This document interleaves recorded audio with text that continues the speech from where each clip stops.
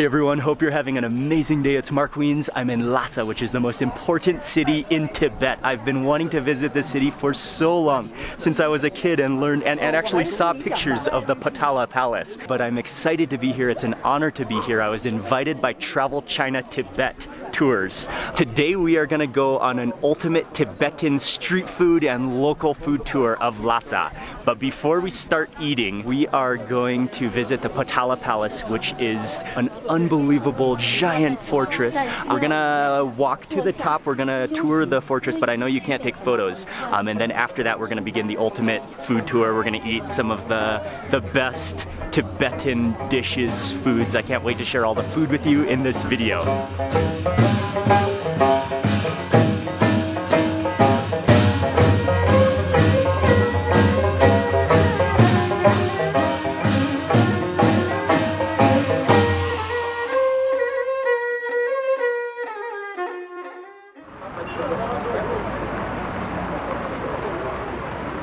Okay, so we're just getting into the entrance of the palace. It is a cloudy, slightly rainy, but at least not raining right now day. Approaching the base, gonna get through the security checkpoint first. They have quite some serious security and checkpoints, but we've just arrived. This is into the palace grounds now. Wow, we are at the base of the palace. Oh man, it is just, it's a fortress, it's magnificent, it's giant. Made it through another ticket checkpoint, and now we are actually onto the stairs to begin our ascent. And you can see the red palace, which is in the center, which is older, and then the white palace, which is painted white.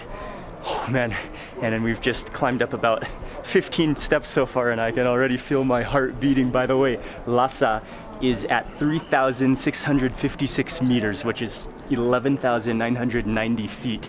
But you have definitely got to take these 490 steps slowly and methodically, and just slow movements. Dolma, who is our guide, was telling us people zigzag on the steps to save energy to ascend.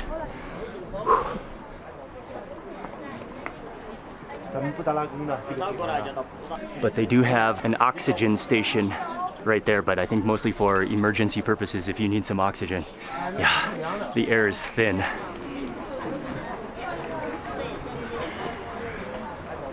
The Red Palace, which is the center of the palace, it dates back more than 1,300 years, whereas the white part of the palace dates back, I think, to about 1645 when it was built by the 5th Dalai Lama. It's a Dzong fortress, but now it is a school to bring up Tibetan Buddhism and students of Tibetan Buddhism and Dalai Lamas.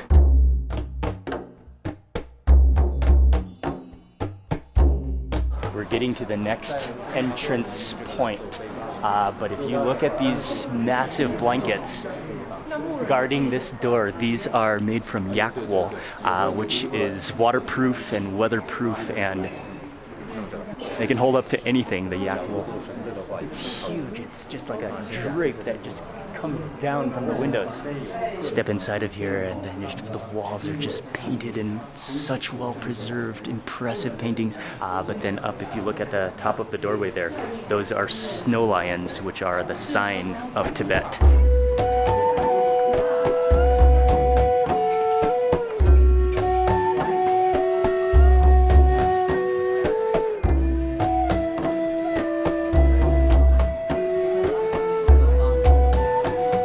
Just entered into this courtyard. The place here is we call the Yangshar, and there is the monks living quarter around here. Okay. And every year in the Eve, the monks, they shows the ritual dance here, and Dalai Lama, he used that window to watch the dance over here. And here's the school, the Shui Primary School, and there is the two bells, the school bell, which is made by Yak Bread. Huge drum. Wow.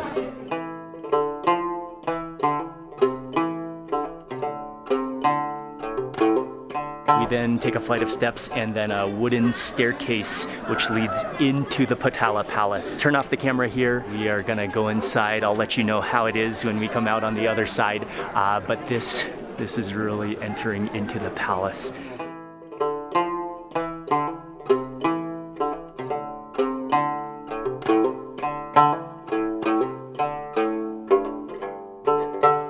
stepping outside now after touring the Potala Palace, and we went to the White Palace, we went to the Red Palace. Unbelievable. We went to chapels, we saw the tombs of the Dalai Lamas, the various assembly rooms, and just like what's unbelievably impressive is the network, the labyrinth of rooms connecting to chapels, connecting to tombs, connecting to the construction, and how it just like leads from one place to another, and you can get so lost back in there. But the meaning, the symbolism, the history, the ornate details was mind-blowing, and just the construction and even the ventilation systems and the way they allowed light into the palace. Wow.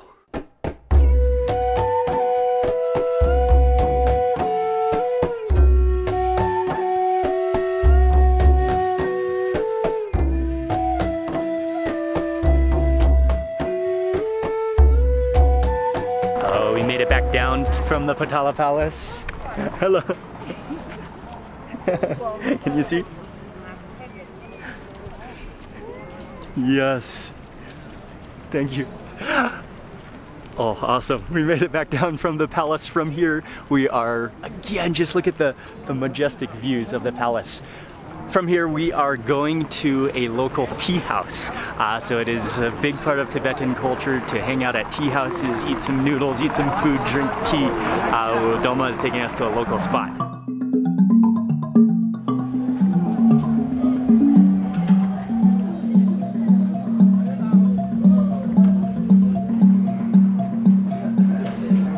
Okay, we're stepping inside to, this is a local tea house. We're gonna stop in here for some tea and for something to eat.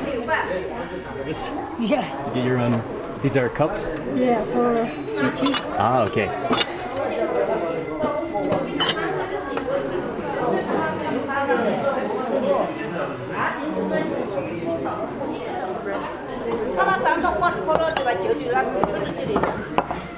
Rearranged the seating situation. We got some table space over there, but it's amazing. It's so communal. You just share tables with others, you have tea, you socialize.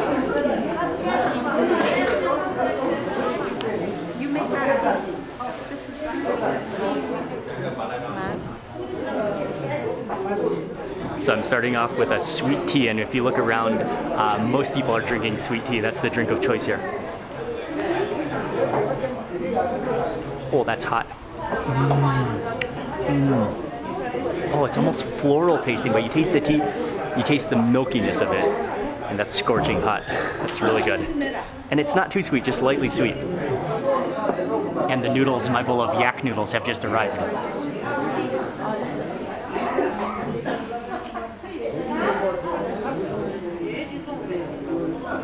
After climbing and touring Potala Palace, then a bowl of piping hot yak noodles and piping hot yak dumplings. It smells so good. And the noodles, let's start with the noodles first. I see a lot of people kind of like really mix it up. There's just a little bit of yak. These are like thick, hearty noodles, and very kind of a clear broth with just a few onions in it, maybe.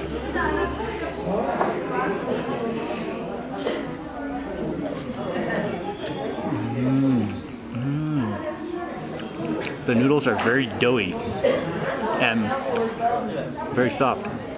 The yak is a little bit chewy and fatty and rich. And then it tastes like a little bit of Sichuan pepper. Kind of has that fruity citrusiness to it. I think you can just pick it up and drink the soup.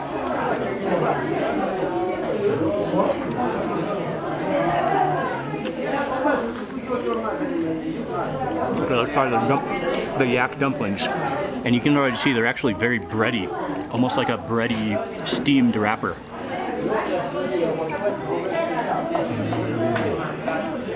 Oh wow, the yak inside of here is much more tender. And it is, rather than a noodle wrapper, it's more of a doughy bread wrapper, like steamed bread, like Hausa kind of bread, with just a little meat for flavoring, a little bit of yak. Yak is not eaten in huge amounts because it's so rich, it's so warming. And then I think this sauce is for the dumplings as well. It's like a slightly, it's like a dry chili, kind of salty sauce. Really good. And I just noticed over on my table there's also a little cup of chili oil, which I think is for the noodles. I'm gonna add that to my noodles. Add a little bit of this. Oh yes. Maybe a little more on top of the noodles, since it kind of went into the sauce, into the soup. Okay, there we go.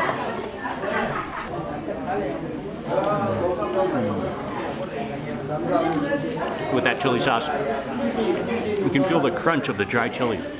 And it's not too spicy, but it's very, very fragrant.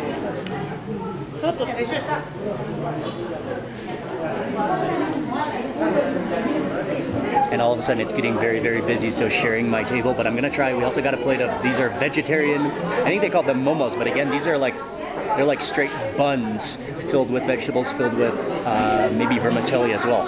Just gonna dip it into the sauce a bit.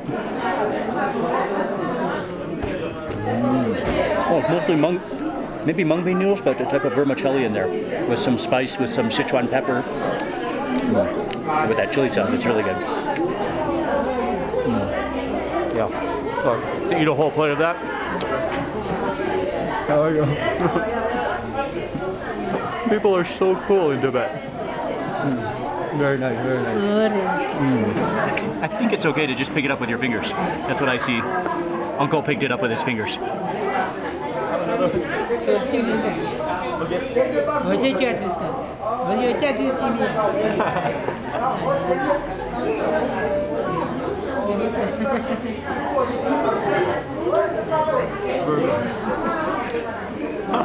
so cool. They're so cool. It's definitely the type of broth that when you start sipping it, you can feel that kind of like oiliness on your lips. It's good broth for your lips. It's like chapstick, natural yak fat chapstick.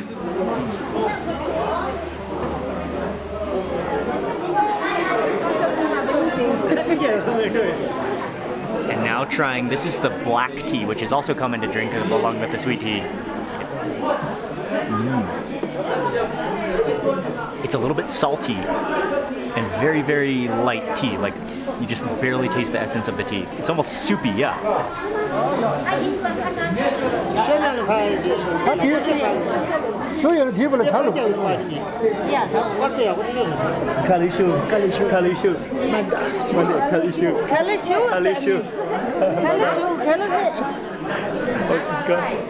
Oh man, what a gorgeous experience. And I think I just said goodbye in Tibetan.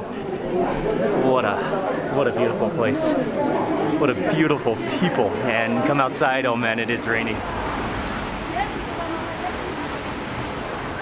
It's still raining, looks like it's just gonna be a rainy, drizzly, cloudy day all day today. But we're gonna get back into the van and we are gonna drive towards Barkor Street, which is the center, which is the old city of Lhasa, to walk around and eat some more food.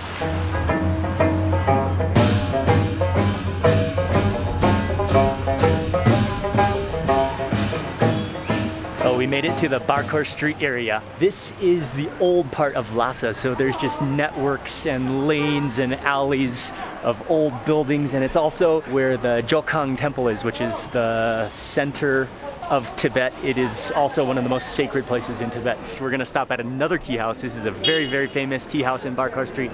Doma said it's packed, but they're known for a few other dishes that we're gonna taste. Just stepping into this tea house, you can just hear this hum of voices, people talking. People coming here to hang out, to play cards, to drink tea.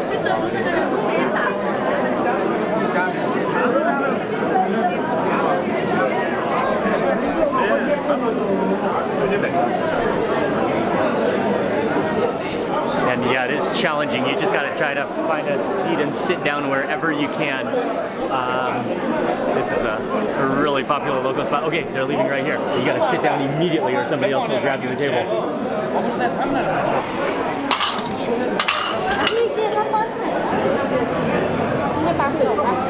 French fry and that's for vegetables, for fried rice, fried noodles. Tibetan fried potatoes, and now walking over to find the noodles, which I think over on the other side, it's kind of like, yeah, if we didn't have a a local with us, or you'd be kind of confused because there's so many different places you can come. Okay, you ordered the noodles here, I think. You have to bring them the card. Oh, so you paid, and then you get a card, and then you exchange it for the noodle. The tea house of this popularity. What you do is you get your own cups, you get your own glass cups, and then you put down money onto the table. So that's how the lady coming around with the kettle of tea knows that you want tea. So then she fills your cup, and then she takes some of the money from that pile. That's how they cater to the masses at this tea house. Wow, the energy, the action here. People slurping noodles, people drinking tea. This is beautiful. We found another table on the inside, so I think we're gonna move because this is a very, very compact little table here. Okay, we got a whole table. That age of that table, this is just like, there's so much going on. And starting with some Tibetan fried potatoes. Yeah. I'm sure potatoes, like in these elevations, can grow really, really good potatoes. It's really creamy on the inside. And then trying some of the sweet tea here. I really like it because it's not that sweet. And it's not that rich, it's not that creamy. It is milky, but it's just hot, it's warming, lightly sweet. It's the type of, it is the type of tea you could just sit here and just sip on. And then Dolma has a whole bag of fried Tibetan bread, which is very common. I saw many people like take out bags of this bread from their bags, from their purses, and start to eat it at tea shops. Well, it's like fluffy and like kind of airy. It kind of has a neutral taste, a little bit salty, almost like has like an eggy texture to it. And I saw a lot of people dip this into the tea. It's just like, because the bread is airy, that just completely absorbs the tea. And since we had the soup noodles at the other tea house, we tried the fried noodles here. This is like chow mein fried noodles. There's carrots in here, there's some vegetables, and there's some type of meat. Grab a little bit of that chili sauce. This does look and smell really good.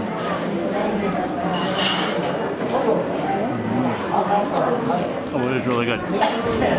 Garlicky and kind of oily with that chili sauce with the crispness of the carrots. And again, the noodles are very like doughy.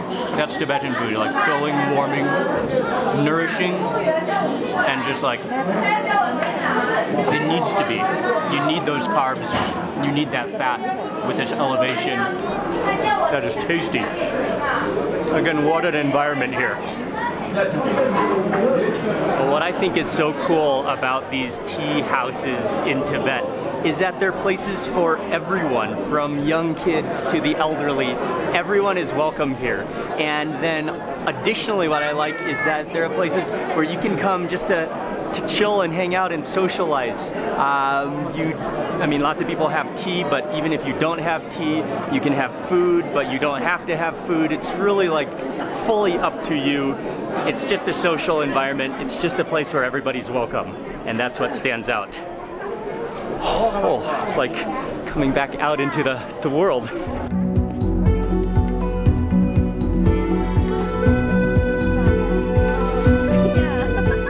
Walking down the street, we've come across a lady who's selling, it's dried zumo. I think the word is zumo cheese.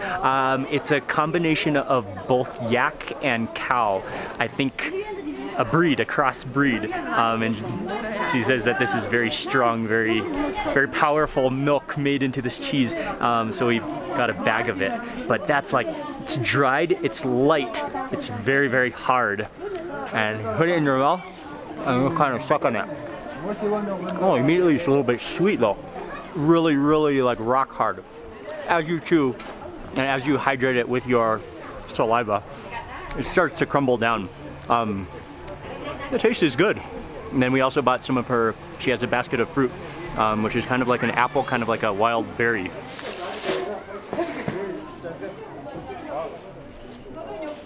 It is a little animal-y tasting. Good though.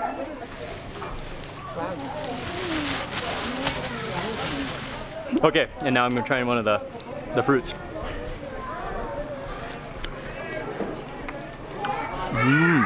Oh, it's really good. Yeah, really good.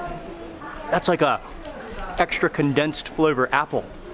Really crisp, really juicy, and sweet. Q, how did you like the cheese? Oh, you're still I'm still trying to chewing on it? chew on it. It's like not too strong of a flavor. It's not too strong. No. It's different. I'm glad I finally tried it. Cool. Yeah, so this entire area, old square of Lhasa, is basically a market area. There's everything from modern things to daily necessities. You'll find a lot of yak butter, and immediately you can smell that, and a variety of different cheeses. But then just walking through here, yeah, I mean, it's a marketplace where you could buy everything.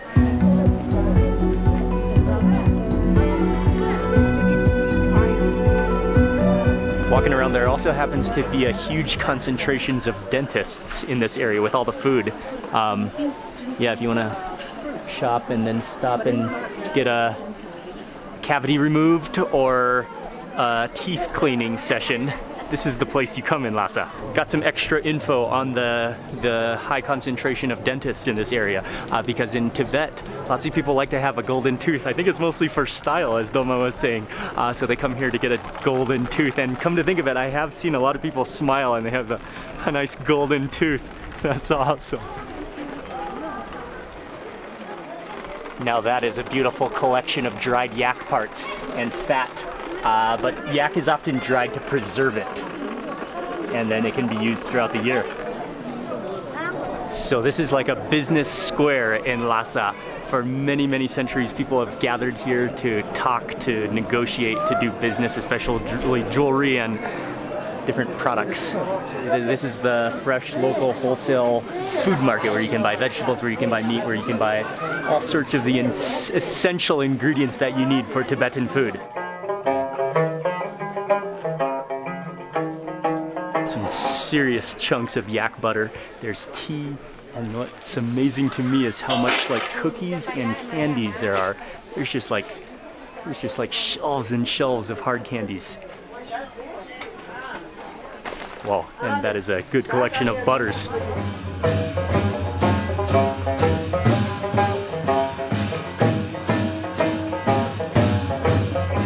That's so cool. There's like 6 little guys all playing a game on one phone, huddled around.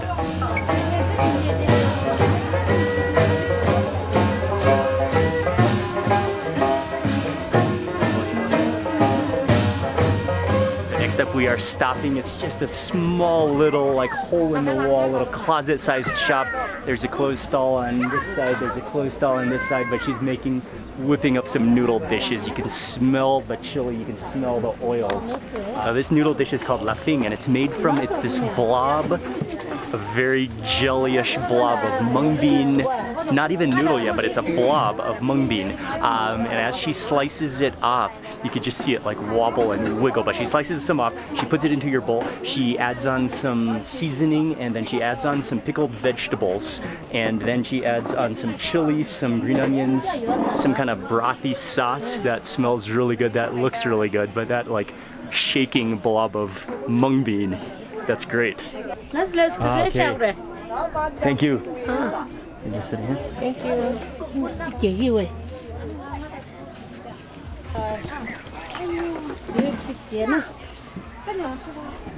Got my freshly assembled bowl of lafing, and let me open the chopsticks, and you can see this is pink pickled radish, and the mung bean noodle, she just slices it, so they're slices, kind of mixes around with the chili oil. It's soupy, the green onions in there. Well, those are jellyish noodles, they just kind of like melt apart. I'll try to, you gotta be delicate with them.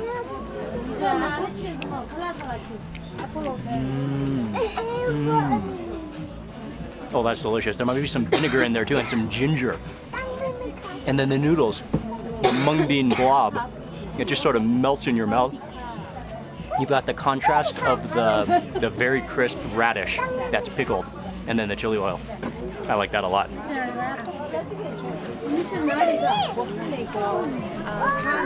That's amazing. And the toasted chili oil with the sesame oil in there. A perfect afternoon snack in Lhasa.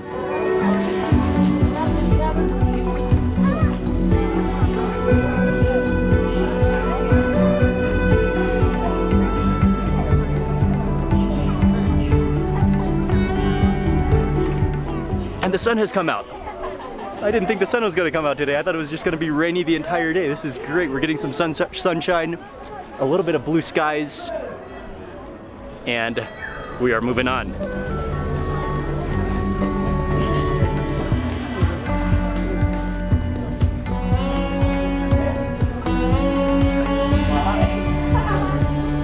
But next up on this corner, this is a very cool little corner stall, some Zumo yogurt, which is again the combination of yak and cow yogurt, which is supposed to be very powerful as well. So we've got to try that. There's no way we cannot try that. Cool.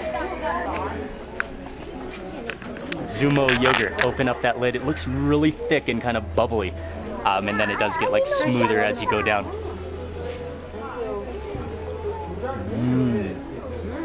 Oh wow. You can taste it's full fat, full flavor, a little bit sour, very rich, and a little bit animal tasty. Yeah, that is Zumo. That's yak and cow mix. Oh, it's really, really good though. I'll get a little bit of that butter. Yeah, that butter stuff.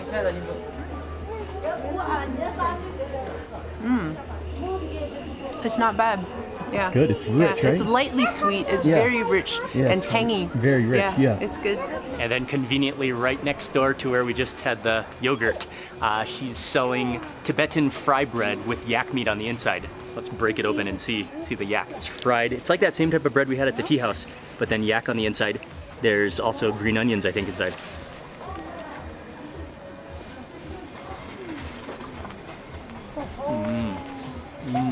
It's crispy and like blistered on the outside from being deep fried. And then gummy on the inside, a little bit of minced yak in there, and then the onions to bring it all together. A little bit oily and flavorful. Very good. Okay, so next up on this food tour, ultimate Tibetan food tour. Right on the corner here is a very famous place for momos, specifically yak momos, I believe.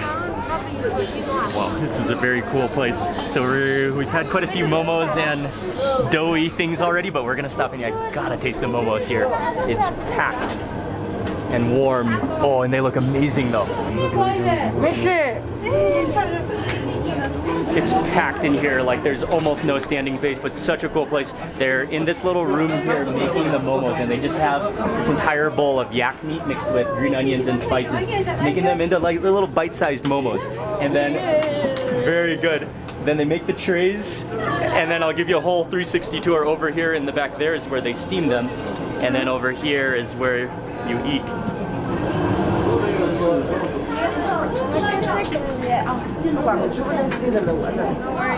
And then I'll clear away some of this for you. Yeah, that's fine. Got in the corner here, legendary yak momos in Lhasa.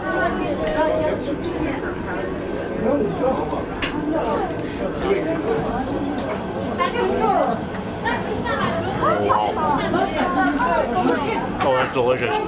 Especially dipped in that sauce. They're juicy on the inside because of the fatty yak meat. It's tender, you taste the onions, and that wrapper is very gummy. And that sauce is like, it is a little bit spicy. It's so juicy. It's so flavorful. And that's why this place is so popular. But the freshness of them. I mean, they make them over there. This is where they're making the dumplings. Oh, and right over here, this is where they were waving. Very good. Very good.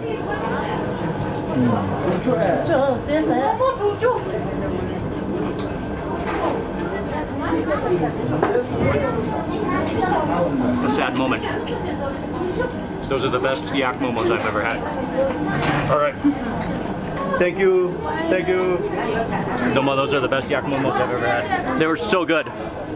Oh man, if I hadn't eaten a few bowls of noodles already, I would have had a whole like overheaping bowl of yak momos.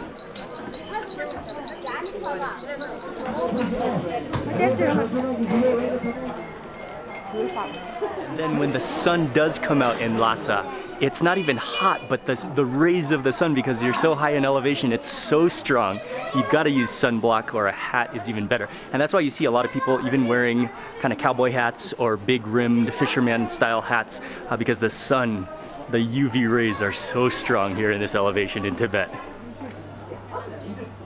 Next up on this food tour, Tibetan food tour of Lhasa, we're stopping in this small little shop because we've been searching out this one dish. I'm not sure exactly what it's going to be, but it is fungus with cheese, probably yak cheese. And yeah, this dish is very hard to find. I guess it's very seasonal, but also not a lot of places serve it. So we walked around for a while until we finally found this little small spot. Dolma asked a lot of people where we could get it, and this place is known for this dish. Pretty much churu, fungus cheese. It's almost like a porridge.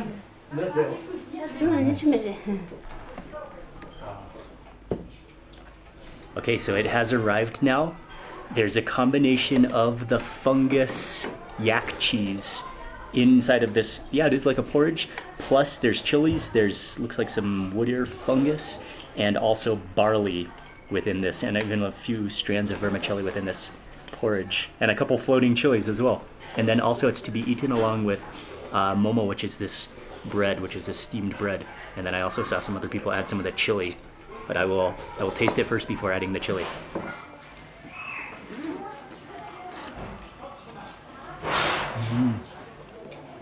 That's kind of milky tasting.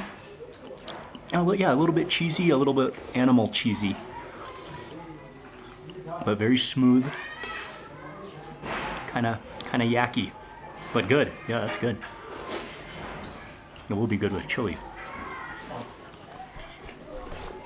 Maybe add a little chili to that. Mix that around. Oh, nice. And then also I'm gonna grab one of those pieces of bread as well. And I think you can kind of just break off a piece of the bread and dip it in.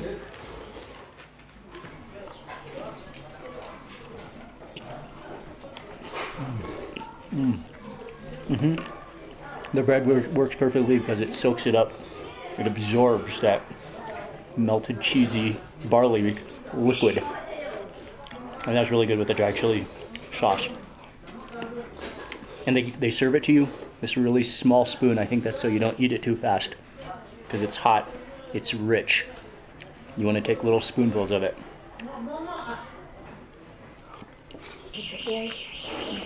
You listen around, you hear people slurping. It's very acceptable to slurp this porridge.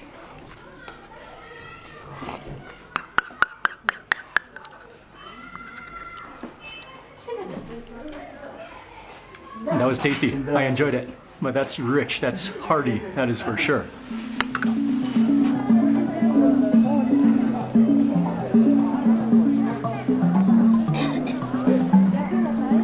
Now we have entered into Barkar Street and Circle, but this is also where the Jokhang Temple is, which is one of the most sacred temples in Tibetan Buddhism.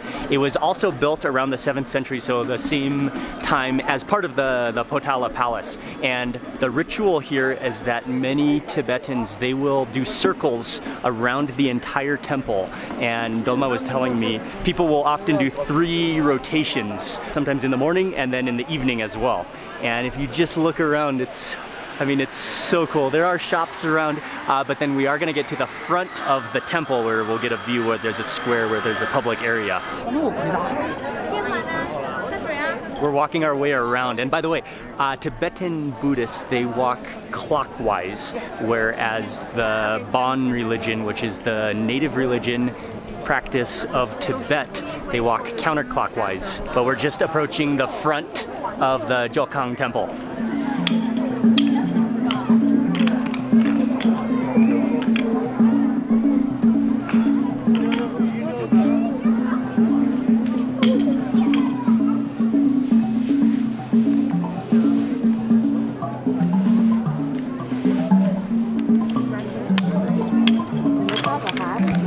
And around Tibet, but especially in Lhasa, especially around the temple and Potala Palace, but even like en route to Lhasa, you'll see people prostrating, which is where they go down on all fours and then all the way out onto the ground and then stand up. And it's a practice of reverence, it's a practice of cleansing, of forgiveness, the ultimate like humbling experience. But then others do a prostration from the countryside or from their village all the way into Lhasa. And some people even do 100,000 prostrations. Wow.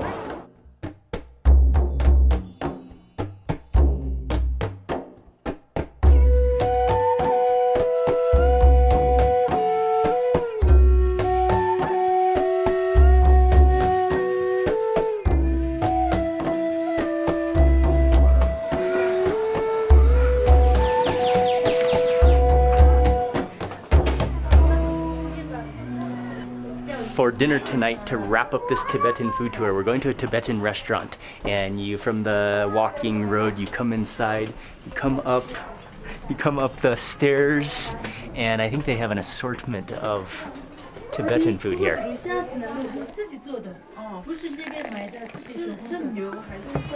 Okay, we're stepping in here. We got I love these Tibetan booths and these sofas. They're so comfortable, they're so chill. Stepping in here for dinner for our final Tibetan meal of the day on this Tibetan food tour. A lot of street food this afternoon in Lhasa. And we're starting with some tea. This is black tea.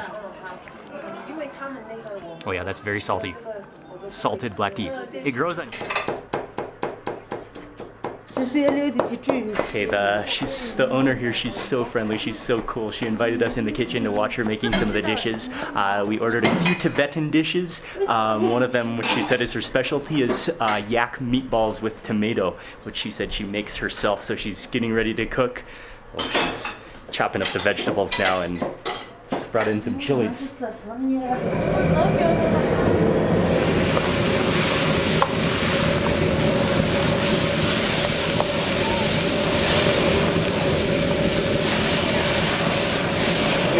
I believe it's the pickled radish meat with yak, I think. And they fired up the wok.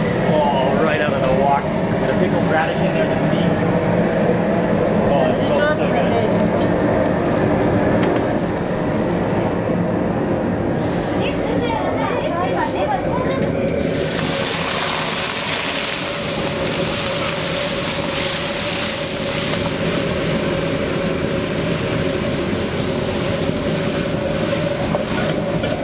Dish that she made is the yak meatballs with tomatoes. I think that was a bunch of ketchup or tomato sauce that she added in, but it looks really, really good. You can smell the tanginess of it.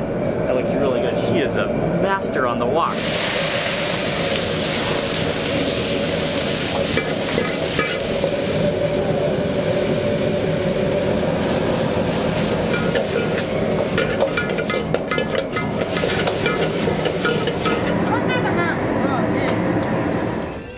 That's pretty much everything we ordered. There might be one more rice dish or fried rice coming from Micah, but fresh right out of the wok. I have to start with those potatoes, curried potatoes. They smell so good, and her wok skills, that like jet flame wok. The potatoes, she fried them in the oil. She added in the chili oil and curry powder, and then just like flame sizzled them. That was a beautiful thing. The aroma of the curry powder, it smells so good.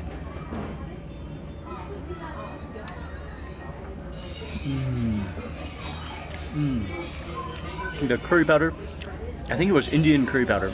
Yeah, it's very Indian tasting actually. Tibet does have influence from India as well. A lot of influence from India. The potatoes have a crispy edge. The curry powder, the chili oil in there, that is a beautiful touch. That's really good. Okay, and then over here, this one is pickled radish stir-fried with yak.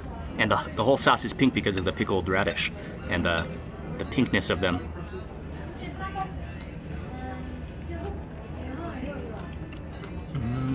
Oh wow. This one is incredible. The pickled radish, it has a sourish taste to it. I love that crunch with the thin strips of yak meat. There's some dry chilies in there. There's some green onions, I believe. That's just like salty. A little bit of Sichuan pepper in there too. Okay. I'm gonna grab either some noodles or some rice next, just because I don't want to eat too much rice. Otherwise, I'd normally eat with regular rice, but Micah got the fried rice, so I'll just have some fried rice to eat with the yak meatballs next. She really stir-fried this one up with tomatoes, and I think she like dumped in a bunch of like ketchup-y looking tangy sauce, but it smells really good. And these are, she said she makes these homemade yak meatballs. Maybe onto the rice there.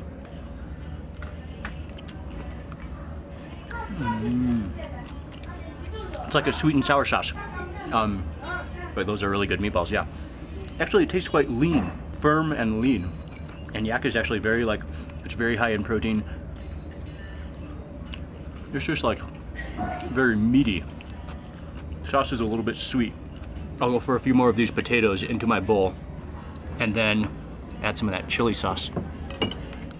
That is a chunky chili sauce, even the whole like stem on there. That's awesome. Okay, and I'll go for some more of those potatoes. But I think between the potatoes, but actually I think my favorite dish is that stir-fried radish with yak meat. That one's the highlight of the meal.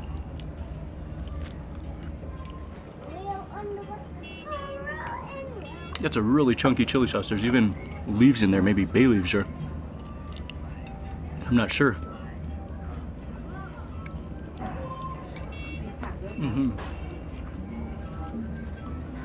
I love that balance of sourness and meatiness.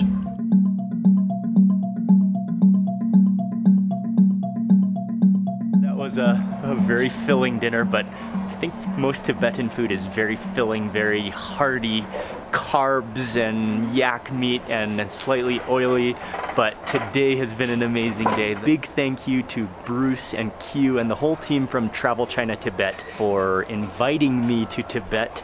And they're so cool, they're so accommodating, and I'll have their link in the description box below, and they offer tours in Tibet as well. So thanks again for watching. Goodbye from Lhasa, an incredible city, and I will see you on the next video.